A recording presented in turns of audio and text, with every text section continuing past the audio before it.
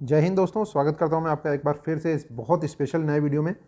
दोस्तों, जब से गवर्नमेंट ने जो है क्रिप्टो के ऊपर टैक्स लगाया है 30% और टीडीएस वगैरह अप्लाई किया है, और उससे भी ज़्यादा बड़ी जो बात है वो है कि जितने भी क्रिप्टो एक्सचेंजेस हैं उनसे बैंकों ने जो है रिश्ता खत्म कर रखा है। मतलब किसी भी क्रिप्टो एक्सचेंज पे जाके आप सीधा जो है इंडियन रुपीज़ से आपका बैंक अकाउंट से डायरेक्ट बाई नहीं कर सकते हो।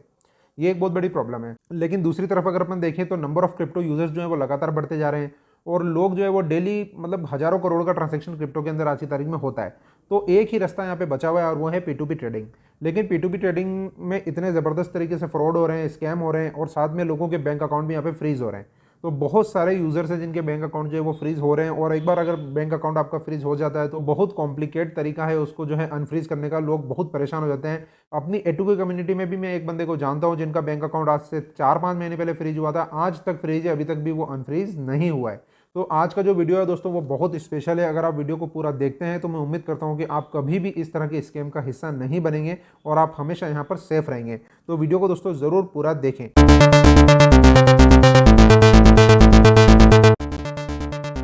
तो दोस्तों, आज अपन बात करेंगे यहाँ पे क्या रिस्क यहाँ पर P2P ट्रेडिंग में इन्वॉल्व है और किस तरह से हम उसको प्रिवेंट कर सकते हैं। हम अपना अकाउंट जो है वो फ्रीज होने से भी बचा सकते हैं। इसके अलावा हमारा जो एसेट लॉस हो सकता है P2P ट्रेडिंग में, उससे भी हम यहाँ पर बच सकते हैं। क्योंकि देखिए, जो P2P ट्रेडिंग होती है दोस्तों, वो P2P ट्रेडिंग पूरी तरह से हम किसके साथ करते हैं? एक अननोन बंदे के साथ करते हैं। ठीक है, आप अगर क्रिप्टो खरीद रहे हो तो आप पैसा भेज रहे हो उसको, और अगर आप क्रिप्टो सेल कर रहे हो तो आप उससे पैसा रिसीव कर रहे हो। तो यहाँ पर हम जो है बैंक अकाउंट में पैसा या तो सेंड करते हैं या रिसीव करते हैं, और जिसके साथ भी हम डील करते हैं उसको हम कभी भी जानते नहीं है, पहचानते नहीं है, हमने उसको कभी देखा नहीं है, हम उस बंदे के बारे में कुछ भी नहीं जानते, और उसके बावजूद हम उससे डील करते हैं। तो डेफिनेटली ये एक बहुत रिस्की चीज़ हो जाती है। तो इसके अंदर आपको बहुत ज़्यादा सावधानी बरतने की यहाँ पर ज़रूरत है। अब दोस्तों, अगर अपन बात करें कि हम किस तरह से बैंक अकाउंट फ्रीज होने से बच सकते हैं, किस तरह से हम एसेट लॉस से बच सकते हैं यहाँ पर क्रिप्टो के अंदर जब P2P ट्रेडिंग करते हैं, तो हमें पहले तो ये समझना पड़ेगा कि भाई क्यों होता है यहाँ पर बैंक अकाउंट फ्रीज। ठीक है, तो उसके दो बड़े कारण है दोस्तों बैंक अकाउंट फ्रीज होने के, जिसमें जो पहला कारण है वो सबसे ज़्यादा इंपॉर्टेंट है और सबसे ज़्यादा समझने की ज़रूरत है हमको।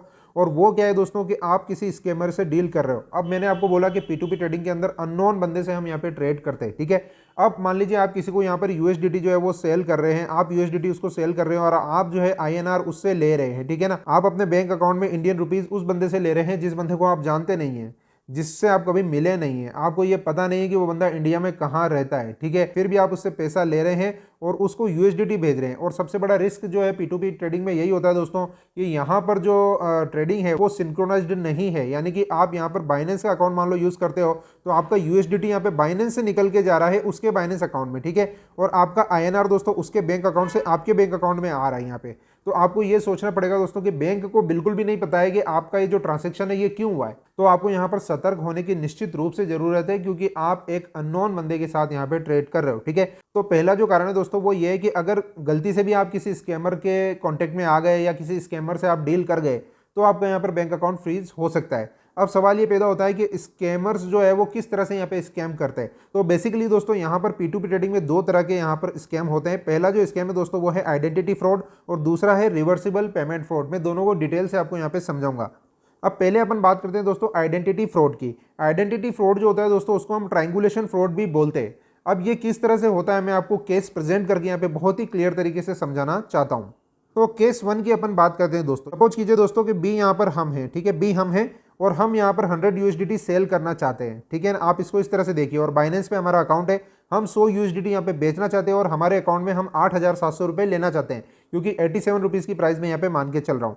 तो हमने एक बंदे से यहाँ पे डील किया जिसकी लिस्टिंग ऑलरेडी बाइनेंस पे थी, और वो बंदा यहाँ पर 8,700 रुपये के USDT बाई करना चाहता है। ठीक है, तो वो USDT बायर हो गया और हम यहाँ पे USDT सेलर हो गए। अब हम क्या चाहते हैं एज ए सेलर, हम क्या चाहते हैं? हम चाहते हैं कि भाई 100 USDT हमारे अकाउंट से जाए तो हमारे पास हमारे बैंक अकाउंट में यहाँ पर 8,700 रुपये आए। तो बेसिकली हम देख सकते हैं दोस्तों कि यहाँ से मेरे अकाउंट से निकल के 100 USDT जाएंगे ए के अकाउंट में, और ए वाला जो बंदा है दोस्तों वो यहाँ पर 8,700 रुपये डालेगा मेरे अकाउंट में। ठीक है, मैं बी यहाँ अपने आप को अज्यूम कर रहा हूँ। ठीक है, तो मैं तो ये चाहता हूँ कि भाई मेरे 100 USDT जाएँ तो बदले में मुझे 8,700 रुपये मिल जाएँ, ये मेरा यहाँ पर उद्देश्य है। ठीक है, लेकिन ए क्या है दोस्तों, यहाँ पर स्कैमर है। अब मुझे पता नहीं है कि ए यहाँ पर स्कैमर है। ठीक है, ये मैं नहीं जानता, लेकिन वो बंदा स्कैमर है। अब वो स्कैम यहाँ पे करता कैसे है? ये क्या करता है, एक और थर्ड बंदे यानी कि सी से कांटेक्ट करता है, टेलीग्राम पे या किसी भी तरीके से, ईमेल से या किसी भी तरीके से ये सी से कांटेक्ट करता है। ये सी जो है ये सीधा आदमी है, इसको ज़्यादा कुछ क्रिप्टो के बारे में पता नहीं है। और ए जो है दोस्तों वो सी से बोलता है कि मैं आपको 200 USDT दे सकता हूँ 8,700 रुपये में। अब नॉर्मली तो लोग समझ जाते हैं कि भाई ये स्कैमर है, लेकिन ऑब्वियसली हम जानते हैं कि इतने सारे साइबर फ्रॉड होते हैं, तो बहुत से लोग ऐसे हैं जो इस तरह के लोगों की जाल में फंस जाते हैं। तो सी जो है वो लालच में आ जाता है, वो बोलता है कि अच्छा ऐसी बात है तो मुझे क्या करना पड़ेगा। तो ए बोलता है कि मैं आपको एक बैंक अकाउंट दूंगा, उस बैंक अकाउंट में आपको यहाँ पर पैसा डालना है 8,700 रुपये, और मैं आपको यहाँ पर 200 USDT प्रोवाइड कर दूंगा। ठीक है, ये बात कौन बोल रहा है? ए बोल रहा है सी से। तो सी इसके झांसे में आ जाता है और सी बोलता है कि चलो भाई ठीक है, आप मुझे बैंक अकाउंट नंबर बताओ, मैं 8,700 रुपये आपके अकाउंट में यहाँ पे डाल रहा हूँ, आप मुझे 200 USDT भेज देना। ठीक है, अब ए क्या करता है दोस्तों, यहाँ पर सी को जो है ना बैंक अकाउंट नंबर दे देता है किसके? मेरे। अब मैं यहाँ पर बाइनेंस पे USDT भेज रहा हूँ 100, और मुझे यहाँ पर 8,700 रुपये किससे चाहिए? मुझे ए से चाहिए। ठीक है ना, तो मैं यहाँ पर वेट कर रहा हूँ कि अगर मेरे अकाउंट में 8,700 रुपये आ जाते हैं तो मैं अपना क्रिप्टो यहाँ पे रिलीज कर दूंगा। लेकिन यहाँ क्या होता है कि ए जो है ना वो अपने खुद के अकाउंट से पेमेंट नहीं करता है मुझे। ए क्या करता है, यहाँ पर ए सी को मेरे अकाउंट डिटेल दे देता है। ए ने क्या किया, मेरी बैंक अकाउंट डिटेल दे दी सी को, और सी को बोला कि आप इस पर्टिकुलर अकाउंट के अंदर 8,700 रुपये डाल दो। अब सी क्योंकि ऑलरेडी ए के ऊपर भरोसा कर चुका है, तो वो 8,700 रुपये यहाँ पर दोस्तों डाल देता है किसके अकाउंट में? मेरे अकाउंट में। ठीक है, अब अगर मैं मेरी खुद की सोचूं तो मैं जब अपने बैंक अकाउंट को चेक करूंगा तो मेरे बैंक अकाउंट में क्रेडिट हो जाएगा 8,700 रुपया। ठीक है, अब जैसे ही मेरे बैंक अकाउंट में क्रेडिट हो जाएगा, ए यहां पर मार्क एज पेड कर देगा। ए बोलेगा कि भाई मैंने पैसा दे दिया है, और मैं जब अपने बैंक अकाउंट की डिटेल देखूंगा तो ऑब्वियसली मुझे भी लगेगा कि हाँ भाई पैसा तो 8,700 रुपये आ गया है। ठीक है, तो मैं तुरंत यहाँ पर क्रिप्टो को रिलीज कर दूंगा। ठीक है, अब जैसे ही मैंने क्रिप्टो को रिलीज किया तो मैं तो खुश होकर बैठ जाऊंगा भाई मैंने 100 USDT बेचे और मुझे 8,700 रुपये मिल गए। लेकिन यहाँ हुआ क्या है, यहाँ पर स्कैम दो लोगों के साथ हो गया है। यहाँ पे स्कैम मेरे साथ भी हो गया और मुझे पता नहीं है, और यहाँ पर सी के साथ भी हो गया, और सी को तो पता चल ही जाएगा थोड़ी देर में दोस्तों। पैसा जो है सी के अकाउंट से निकल के बी के अकाउंट में यानी कि मेरे अकाउंट में आ गया। ए को यहाँ पर क्या मिला, ए को यहाँ पर 100 USDT मिल गए जो कि मैंने ट्रांसफर किए। लेकिन क्या ए ने कुछ पैसा दिया? यहाँ पर ए ने कोई पैसा नहीं दिया। मतलब ए पूरी तरह से 100 USDT का मालिक बन गया और उसने 1 रुपया भी यहाँ पर नहीं दिया। अब वो हो सकता है कि बाइनेंस से अपने इस पर्टिकुलर 100 USDT को निकाल के ट्रस्ट वॉलेट पे, डिसेंट्रलाइज वॉलेट पे लेके चला जाए, और उसके बाद वो बाइनेंस का अकाउंट भी डिलीट कर दे, ये भी पॉसिबल है। ठीक है, अब सी जो है दोस्तों वो यहाँ पर वेट करता रहेगा कि मेरे पास 200 USDT आया नहीं यार, क्या हुआ। अब ये ए को ढूंढेगा, लेकिन ए का टेलीग्राम अकाउंट डिलीट हो चुका होगा, तो सी को पता चल जाएगा कि भाई मेरे साथ स्कैम हो गया है। अब सी क्या करेगा दोस्तों, सी यहाँ पर जाएगा साइबर सेल में, और ये साइबर सेल में जाके बोलेगा कि मैंने इस पर्टिकुलर अकाउंट के अंदर जो है वो पैसा डाला है 8,700 रुपये, और मेरे साथ फ्रॉड हुआ है। अब इसने 8,700 रुपये किसके अकाउंट में डाला है? इसने तो मेरे अकाउंट में डाला है ना भाई, इस सी ने तो मेरे अकाउंट में पैसा डाला है, जबकि ना मैं सी को जानता हूं ना सी मुझे जानता है। बीच में खेल कौन करके चला गया? ये ए वाला बंदा जो है वो गेम खेल के चला गया है यहाँ पे। ठीक है, अब ये दोनों के साथ गेम खेल के चला गया, मेरे साथ भी और सी के साथ भी। अब यहाँ पर सी ने जो है वो 8,700 रुपये लॉस किए। मैंने यहाँ पर पैसा तो लॉस नहीं किया, लेकिन मेरे अगेंस्ट यहाँ पर साइबर कंप्लेन हो जाएगी, और साइबर कंप्लेन होते ही मेरा बैंक अकाउंट यहाँ पर फ्रीज हो जाएगा। तो ये बहुत ज़रूरी हो जाता है दोस्तों कि जब आप किसी बंदे से P2P ट्रेड करते हैं, तो जब आपके बैंक अकाउंट में पैसा आता है तो आप ये जरूर देखें कि आपके अकाउंट में जो पैसा आया है उस ट्रांजैक्शन में जो नाम है वो नाम उसी बंदे का होना चाहिए जो आपसे बाइनेंस पे डील कर रहा है। ठीक है ना, ऐसा नहीं कि आप किसी रोहित कुमार के साथ जो है वो P2P ट्रेड कर रहे हो और आपके बैंक अकाउंट में किसी पूजा कुमारी ने पैसा डाला है। दिस में बी अ फ्रॉड। ठीक है, तो इस बात का आप हमेशा ध्यान रखें। और अगर आपके बैंक अकाउंट में पैसा आ भी गया है तो भी आपको चेक करना है कि पैसा किसने डाला है। अगर पैसा सही अकाउंट से आया है तभी आप क्रिप्टो को रिलीज करें। अगर थर्ड पार्टी पेमेंट होता है तो आप उसे एक्सेप्ट नहीं करें। आप बाइनेंस को यहाँ पर नोटिफाई कर सकते हैं कि मुझे जो है पैसा आया है, लेकिन उस अकाउंट से नहीं आया जिस अकाउंट से आना चाहिए। ठीक है, तो आपका यहाँ पर रिजोल्यूशन हो जाएगा। तो इस तरह से आप इस पर्टिकुलर फ्रॉड से बच सकते हैं। ये तो था दोस्तों केस 1। अब बात करते हैं दोस्तों एक और केस की जो कि ट्रायंगुलेशन फ्रॉड की तरह ही है, और यहाँ पे भी आपके साथ किस तरह से स्कैम हो सकता है। सपोज कीजिए कि मैं यहाँ पर बी हूँ, मैं बी अपने आप को अज्यूम करता हूँ और मुझे यहाँ पर दोस्तों बाई करना है USDT। तो मैं यहाँ पे USDT का बायर हूँ, तो मैं 8,700 रुपये यहाँ पर ए को भेजूंगा और ए मुझे 100 USDT यहाँ पर भेजेगा। ठीक है ना, हमारी डील यहाँ पर बाइनेंस पे हो रही है, कोई दिक्कत वाली बात नहीं है। ठीक है, अब क्योंकि ए यहाँ पे सेलर है तो उसने ऑलरेडी वहाँ पे लिस्टिंग लगा रखी होगी कि मुझे 100 USDT सेल करना है। अब मुझे क्योंकि यहाँ पे बाई करना है तो ऑब्वियसली मैं जब यहाँ पे देखूंगा कि ए ने जो है लिस्टिंग लगा रखी है 87 रुपीज़ में और मुझे इससे जो है बाई करना है, तो अब क्योंकि दोस्तों मैं यहाँ पे बायर हूँ तो मुझे यहाँ पर जो है 8,700 रुपये ए को भेजने पड़ेंगे। और ऑब्वियसली जब हम किसी भी मतलब P2P ट्रेड में जब भी पैसा भेजते हैं तो हम जो है सामने वाला जो USDT सेलर होता है उससे चैट जरूर करते हैं। तो दोस्तों इस पर्टिकुलर केस में मेरे साथ कैसे फ्रॉड हो सकता है? इस पर्टिकुलर केस में दोस्तों बी मैं हूँ और ए यहाँ पर स्कैमर है। ठीक है, तो मैं यहाँ पर जो है USDT सेलर है उससे चैट करूंगा और मैं उससे बोलूंगा आर यू ऑनलाइन, तो ए बोलेगा यस आई एम ऑनलाइन। जब मैं ए को बोलूंगा कि आई एम सेंडिंग पेमेंट, मैं आपको पेमेंट कर रहा हूँ 8,700 रुपये, तो ए बोलेगा कि भाई जो मेरी बैंक अकाउंट डिटेल आपको दिख रही है ना वो गलत है, थोड़ी उसमें गड़बड़ चल रही है, मेरे बैंक अकाउंट में कुछ प्रॉब्लम्स चल रही हैं, तो मैं आपको एक दूसरा यूपीआई एड्रेस दे रहा हूँ, आप उस पर पे कर दें। अब क्योंकि मैं नया हूँ क्रिप्टो में तो मुझे पता नहीं, तो मैंने सोचा चलो बंदे से बात हो रही है तो मैं बोलता हूँ चलो ठीक है फाइन, मुझे कोई और आप एड्रेस दे दीजिए, मैं आपको पेमेंट कर देता हूँ। तो ये क्या करता है दोस्तों, क्योंकि वो स्कैमर है तो वो मुझे अपने चाचा का, ताया का या अपनी वाइफ का कोई सा भी अकाउंट मुझे यहाँ पे दे देता है। ठीक है, वो अकाउंट जब मुझे मिलता है दोस्तों तो मैं उस पर पेमेंट कर देता हूँ। अब इस केस में क्या होता है दोस्तों कि ए यहाँ पर क्रिप्टो रिलीज नहीं करता। अब मेरा तो 8,700 रुपये चला गया, उस अकाउंट में चला गया जो मुझे यहाँ पे ए ने दिया था, लेकिन वो क्रिप्टो रिलीज नहीं करेगा और वो बाइनेंस को बोलेगा कि भाई मुझे तो पेमेंट यहाँ पर मिला ही नहीं है, और बाइनेंस भी उसी का फेवर इस केस में करेगा। क्योंकि बाइनेंस क्या देखेगा, बाइनेंस देखेगा कि भाई उस बंदे ने जो बैंक अकाउंट यहाँ पे दे रखा है P2P ट्रेड में उसमें तो पैसा आया नहीं है, और जब मैं बाइनेंस को स्क्रीनशॉट दिखाऊंगा पेमेंट सेंड करने के तो वो तो कोई और ही अकाउंट है, वो हो सकता है उसके चाचा का, काका का, किसी का भी हो, लेकिन वो अकाउंट तो नहीं है ना जिसमें मुझे पेमेंट करना था।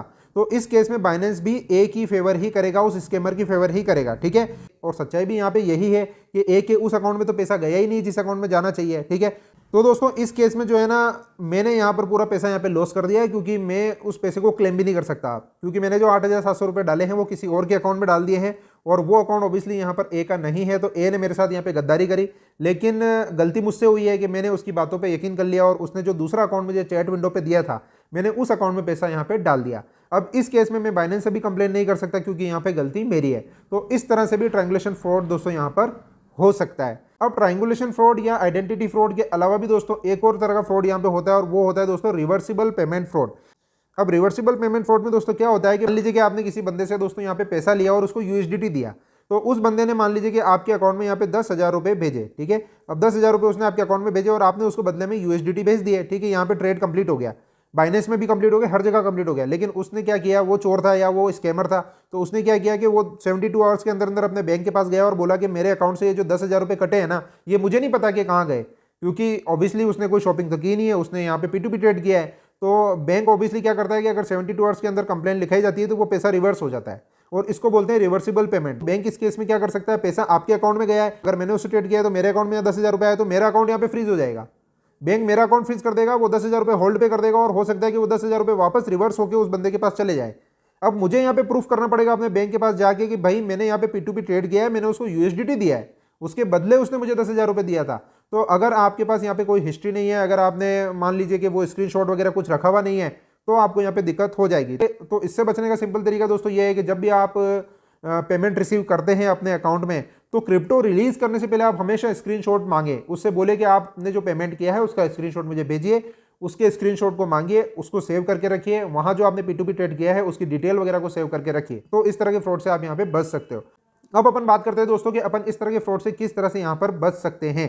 तो सबसे पहला पॉइंट तो दोस्तों ये है कि आप हमेशा जब भी P2P ट्रेड करें तो वेरीफाइड मर्चेंट का बैज हमेशा देखें, उन्हीं लोगों से ट्रेड करें जिनके अकाउंट्स वेरीफाइड हैं और मर्चेंट अकाउंट है। ठीक है, तो ये बहुत इंपॉर्टेंट बात हो जाती है। और आप हमेशा दोस्तों ये बात जरूर देखें कि जो भी अकाउंट में आप पेमेंट कर रहे हो वो अकाउंट में नाम उसी बंदे का होना चाहिए जिसका प्रोफाइल में नाम दिखाई दे रहा है। ठीक है ना, अगर किसी राज वर्मा के नाम का P2P प्रोफाइल है तो राज वर्मा का ही बैंक अकाउंट होना चाहिए। ठीक है ना। अब दोस्तों मैं आपको बताता हूं कि अगर आप यूएसडीटी को सेल कर रहे हैं तो आपको यहाँ पे क्या सावधानी रखने की जरूरत है। अगर आप यूएसडीटी सेल कर रहे हैं तो ऑब्वियसली आपके बैंक अकाउंट में पैसा आएगा और फिर उसके बाद आप रिलीज करेंगे। ठीक है ना, तो आपको क्या करना है, जैसे ही आपके बैंक अकाउंट में पैसा आता है तो आपको ट्रांजेक्शन डिटेल्स वहां पे देखनी है और आपको ये देखना है कि किस नाम से पैसा आया है। मान लीजिए कि आप किसी अनिल सिंह नाम की प्रोफाइल से ट्रेड कर रहे हैं तो नाम भी अनिल सिंह होना चाहिए वहां पे ट्रांजेक्शन के अंदर। ठीक है ना, और ये जो नाम है दोस्तों ये 100% मैच खाना चाहिए उस बायर की प्रोफाइल से। ठीक है ना, उसके बाद दोस्तों आप उससे बोलेंगे कि आपने जो पैसा भेजा है मेरे अकाउंट में उसका मुझे स्क्रीनशॉट चाहिए। ठीक है, आप उससे स्क्रीनशॉट जरूर लें। स्क्रीनशॉट लेने के बाद दोस्तों आप याद रखें कि P2P का जो रिकॉर्ड है दोस्तों ये बाइनेंस का, उसका भी आप स्क्रीनशॉट लें और पूरा उसको सेव करके रखें आप अपने कंप्यूटर में, लैपटॉप में या मोबाइल में अच्छी तरह से पूरा रिकॉर्ड स्ट्रेट कर रखें। ठीक है, ये बहुत जरूरी है।